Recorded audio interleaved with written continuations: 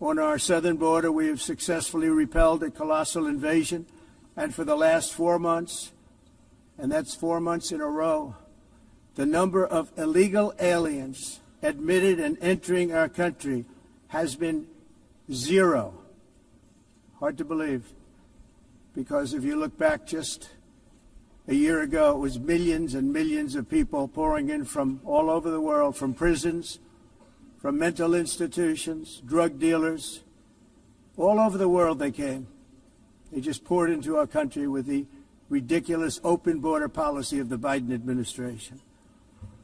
Our message is very simple. If you come illegally into the United States, you're going to jail, or you're going back to where you came from, or perhaps even further than that. You know what that means.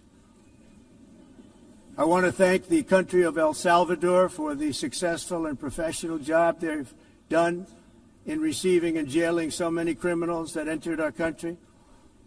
And it was under the previous administration that the number became record-setting, and they're all being taken out.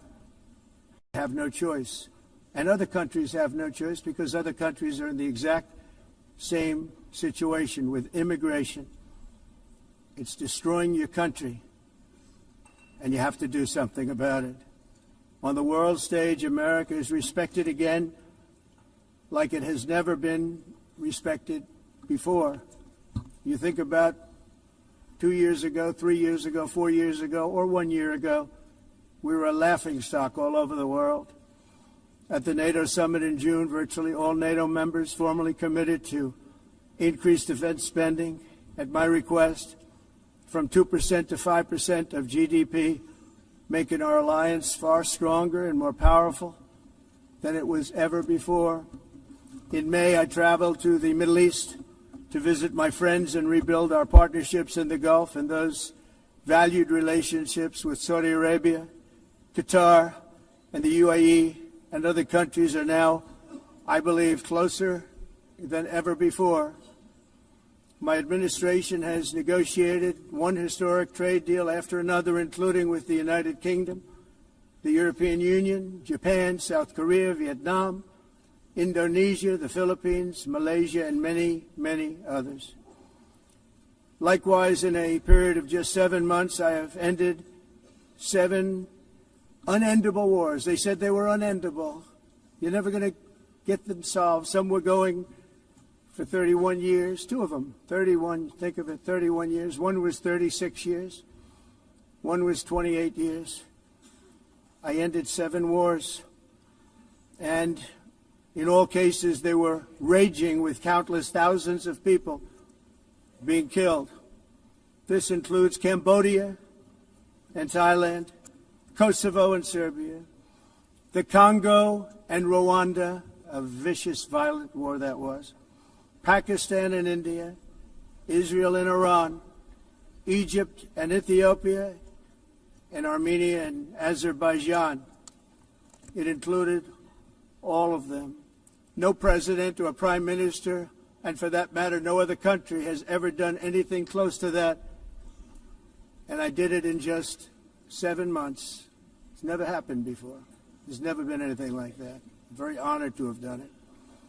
It's too bad that I had to do these things instead of the United Nations doing them. And sadly, in all cases, the United Nations did not even try to help in any of them. I ended 7 wars, dealt with the leaders of each and every one of these countries, and never even received a phone call from the United Nations offering to help in finalizing the deal. All I got from the United Nations was an escalator that on the way up stopped right in the middle. If the First Lady wasn't in great shape, she would have fallen. But she's in great shape. We're both in good shape. We both stood. And then a teleprompter that didn't work. These are the 2 things I got from the United Nations, a bad escalator and a bad teleprompter. Thank you very much. And by the way, it's working now. It just went on. Thank you. I think I should just do it the other way. It's easier. Thank you very much. I didn't think of it at the time because I was too busy working to save millions of lives. That is the saving and stopping of these wars. But later I realized that the United Nations wasn't there for us. They weren't there. I thought of it really after the fact, not during these negotiations, which were not easy. That being the case, what is the purpose of the United Nations? The UN has such tremendous potential.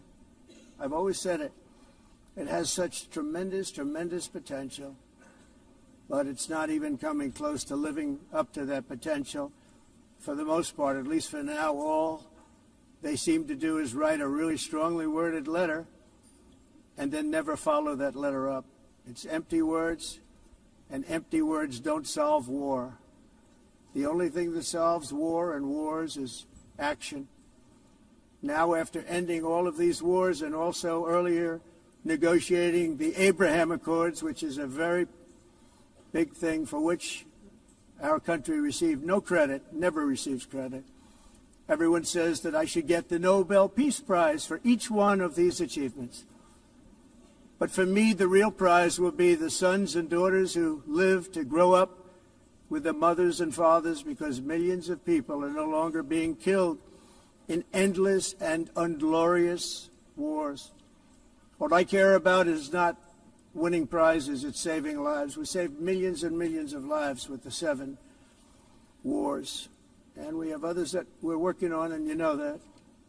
Many years ago, a very successful real estate developer in New York, known as Donald J. Trump, I bid on the renovation and rebuilding of this very United Nations complex. I remember it so well.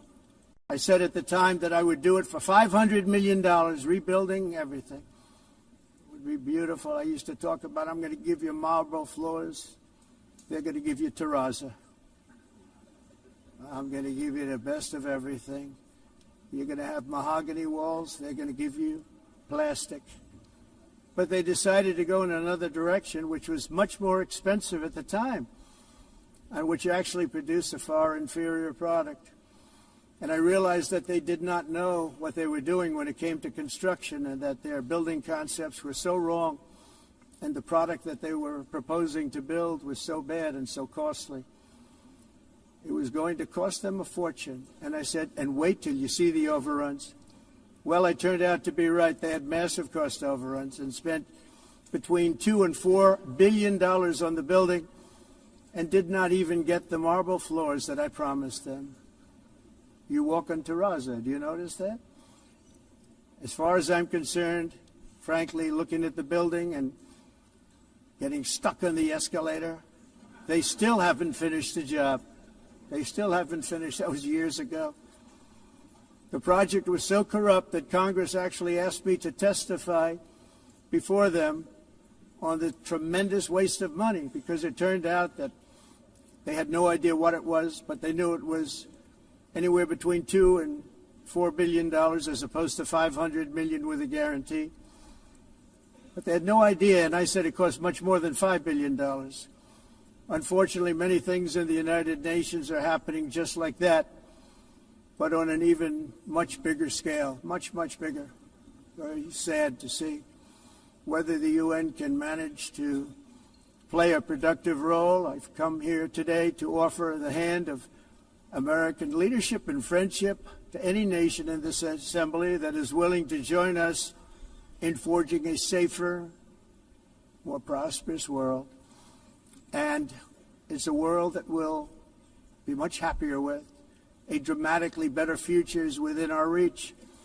But to get there, we must reject the failed approaches of the past and work together to confront some of the greatest threats in history.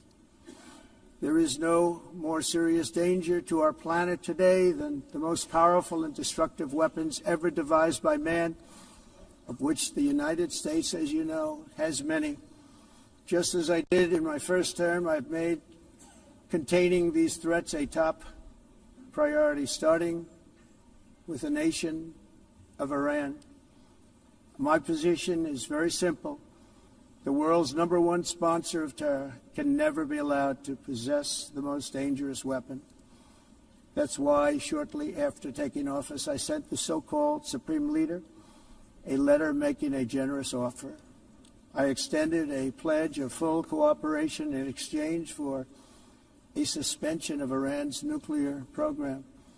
The regime's answer was to continue their constant threats to their neighbors and U.S. interests throughout the region and some great countries that are right nearby.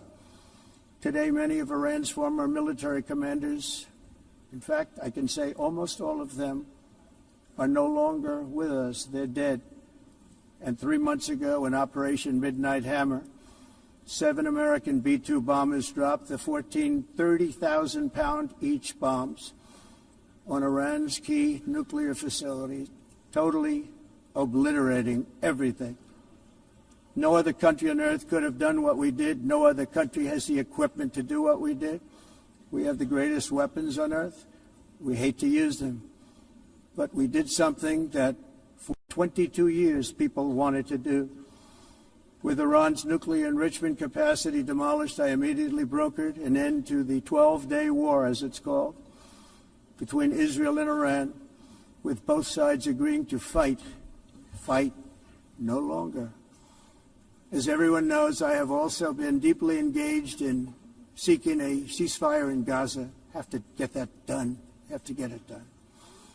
Unfortunately, Hamas has repeatedly rejected reasonable offers to make peace. We can't forget October 7th, can we? Now, as if to encourage continued conflict, some of this body is seeking to unilaterally recognize a Palestinian state. The rewards would be too great for Hamas terrorists for their atrocities. This would be a reward for these horrible atrocities, including October 7th, even while they refuse to release the hostages or accept a ceasefire. Instead of giving to Hamas and giving so much, because they've taken so much, they have taken so much. This could have been solved so long ago. But instead of giving in to Hamas's ransom demands, those who want peace should be united with one message: release the hostages now. Just release the hostages now. Thank you.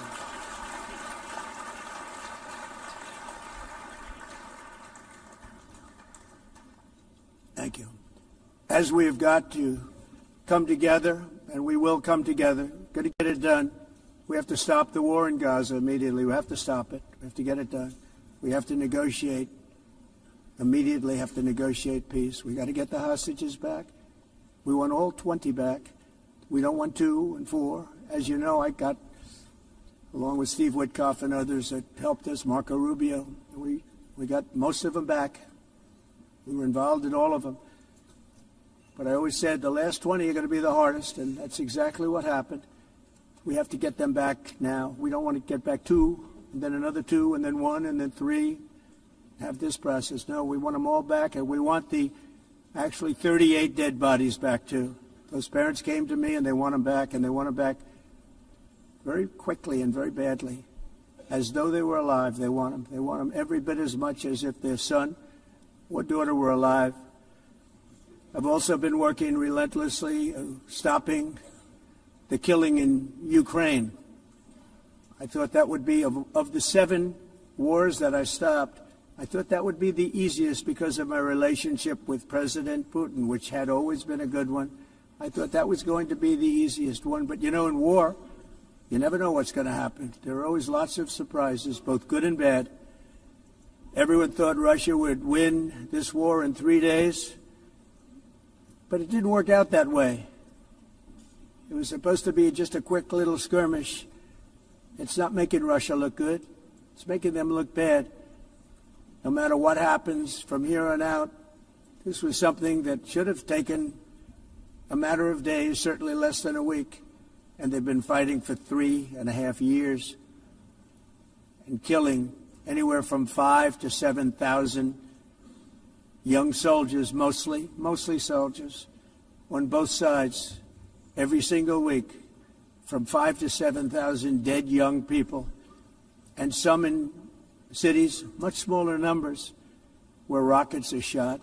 where drones are dropped. This war would never have started if I were president. This was a war that should have never happened. It shows you what leadership is, what bad leadership can do to a country.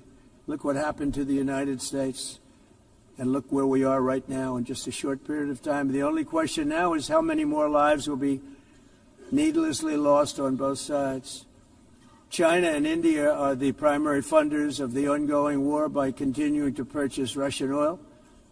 But inexcusably, even NATO countries have not cut off much Russian energy and Russian energy products, which, as you know, I found out about 2 weeks ago, and I wasn't happy. Think of it. They're funding the war against themselves. Who the hell ever heard of that one? In the event that Russia is not ready to make a deal to end the war, then the United States is fully prepared to impose a very strong round of powerful tariffs, which would stop the bloodshed, I believe, very quickly. But for those tariffs to be effective, European nations, all of you are gathered here right now, would have to join us in adopting the exact same measures. I mean, you're much closer to this. We have an ocean in between. You're right there. And Europe has to step it up. They can't be doing what they're doing. They're buying oil and gas from Russia while they're fighting Russia. It's embarrassing to them, and it was very embarrassing to them when I found out about it, I can tell you that. They have to immediately cease all energy purchases from Russia. Otherwise, we're all wasting a lot of time. So I'm ready to discuss this. We're going to discuss it today with the European nations, all gathered here. I'm sure they're thrilled to hear me speak about it, but that's the way it is. I like to speak my mind and speak the truth. As we seek to reduce the threat of dangerous weapons today, I'm also calling on every nation to join us in ending the development of biological weapons once and for all. And biological is terrible, and nuclear is even beyond, and we include nuclear in that. We want to have a cessation of the development of nuclear weapons. We know, and I get to view it all the time. Sir, would you like to see? And I look at weapons that are so powerful that we just can't ever use them.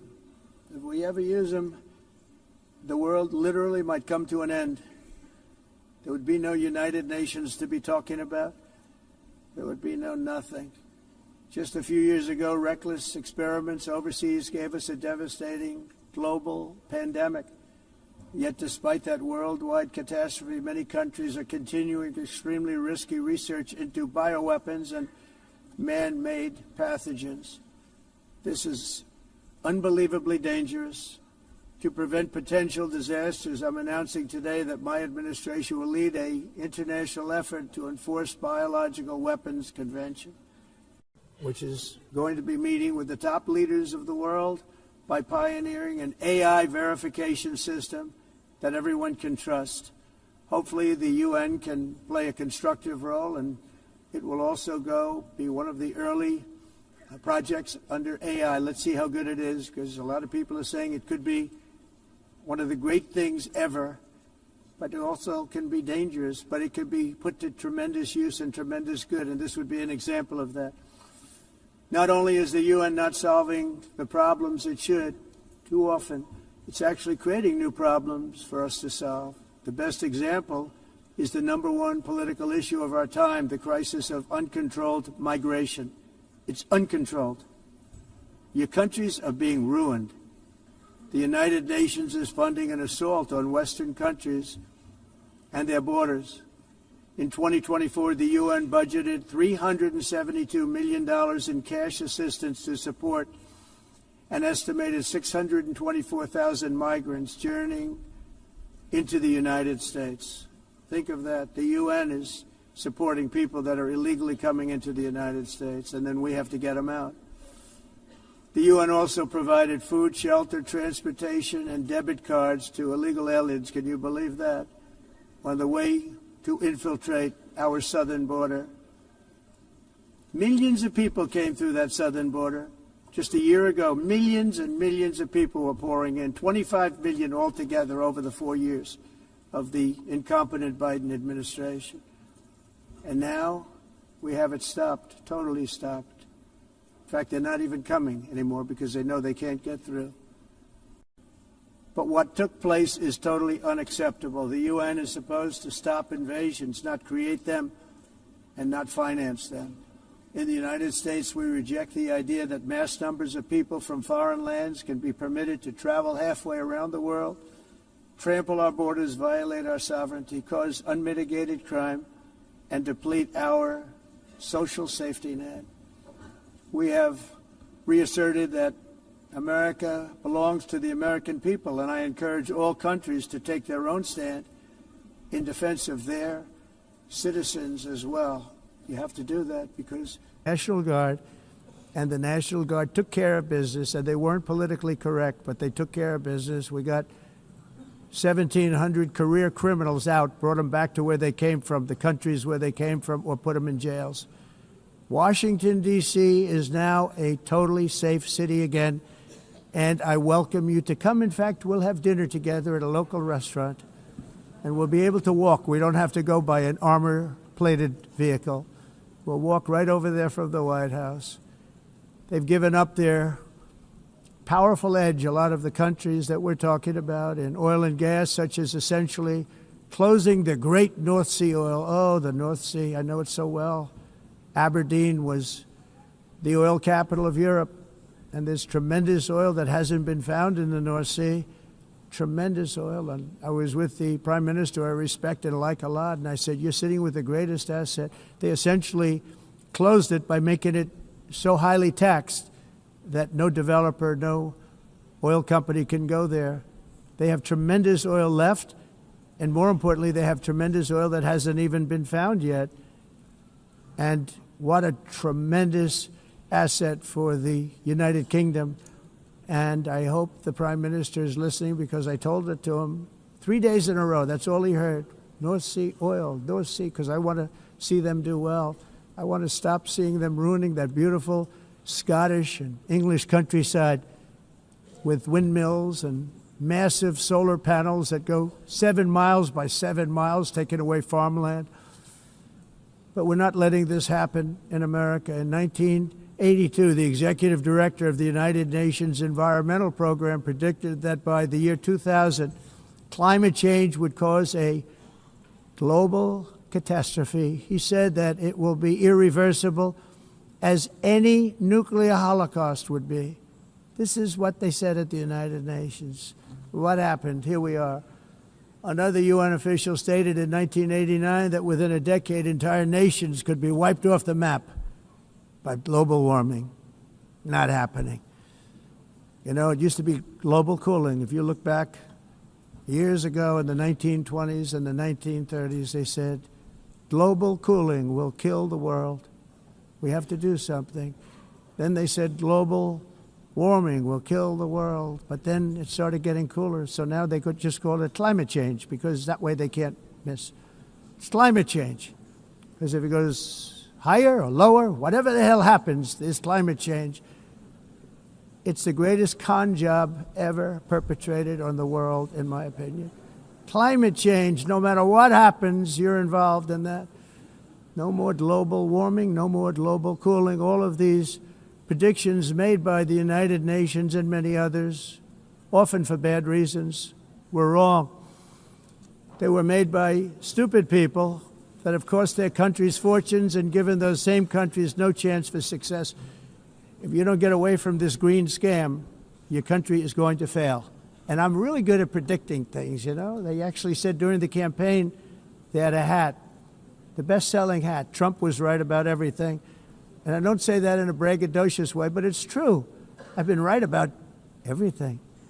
And I'm telling you that if you don't get away from the green energy scam, your country is going to fail. And if you don't stop people that you've never seen before, that you have nothing in common with, your country is going to fail. I'm the President of the United States, but I worry about Europe. I love Europe. I love the people of Europe. And I hate to see it being devastated by energy and immigration. This double-tailed monster destroys everything in its wake, and they cannot let that happen any longer. You're doing it because you want to be nice, you want to be politically correct, and you're destroying your heritage. They must take control strongly and immediately of the unmitigated immigration disaster and the fake energy catastrophe before it's too late. The carbon footprint is a hoax made up by people with evil intentions, and they're heading down a path of total destruction. You know, the carbon footprint was a big, big thing a few years ago.